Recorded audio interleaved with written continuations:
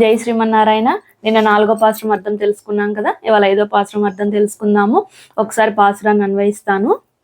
మాయనై మన్నువడ మధురై మైందనై தூய பெருநீர் யமுனை துறைவனை ஆயர் குலத்தினால் தோன்றும் மணி விளக்கை தாயை குடல் விளக்கம் செய்த தாமோதரனை துயோமாய் வந்து நாம் தூமலர் தோவி திருது வாயினால் பாடி மன்னத்தினால் சிந்திக்க போய பிஜயும் புக தருவானின்றனவும் తీయినాల్ తూసాగం చెప్పేలోరెంబావాయ్.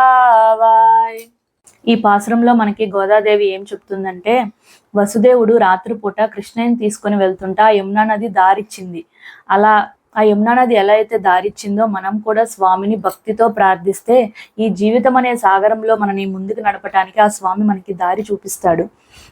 దీపం ఎలా ప్రకాశిస్తుందో అలా గొల్ల వంశాన్ని ప్రకాశింపచేశాడు ఆ స్వామి. ఆ యశోదమ్మకి ఎలా అయితే వశపడిపోయాడో మనం కూడా ప్రార్థిస్తే మనకి ఆ దేవుడు అలా వశపడిపోతాడు. పరిశుద్ధమైన భక్తితో ఒక పుష్పాన్ని సమర్పించినా చాలంటండి ఆ స్వామికి.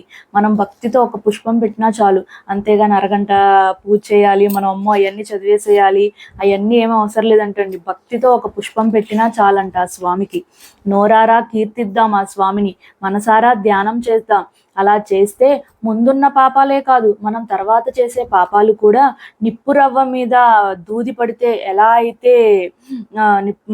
అయితే కాలిపోతుందో మన పాపాలను కూడా అలా హరింపచేసేస్తాడు ఆ స్వామిని. ఆ స్వామిని మనం ప్రార్థిస్తే ఆ స్వామి మన పాపాలను అలా తొలగింపచేస్తాడు అని గోదాదేవి పాసురంలో మనకి చెప్తుందండి.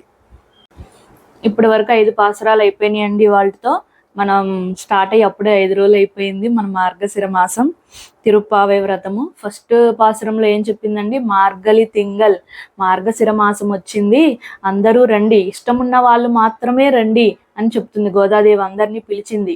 సెకండ్ పాసురంలో ఏం చెప్తుంది మనకి గోదాదేవి, అమ్మో నెయ్యి తింటూ పాలు తింటూ ఉండి మనం లేట్ చేసేస్తామో ఏమో, ఆ లోపల స్వామి వచ్చేస్తాడేమో, అందుకుని గబగబా రెడీ అయిపోయి స్నానం చేసేసి వెళ్ళిపోదాము అని చెప్తుంది రెండో పాసురంలో.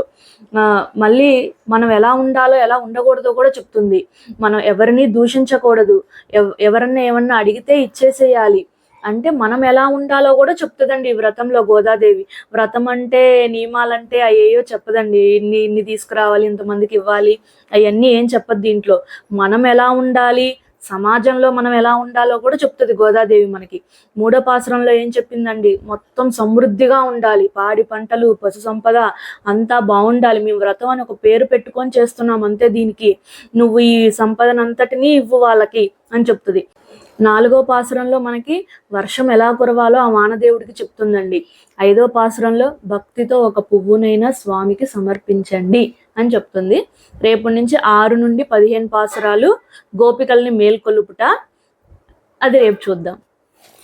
సర్వం శ్రీకృష్ణార్పణమస్తు.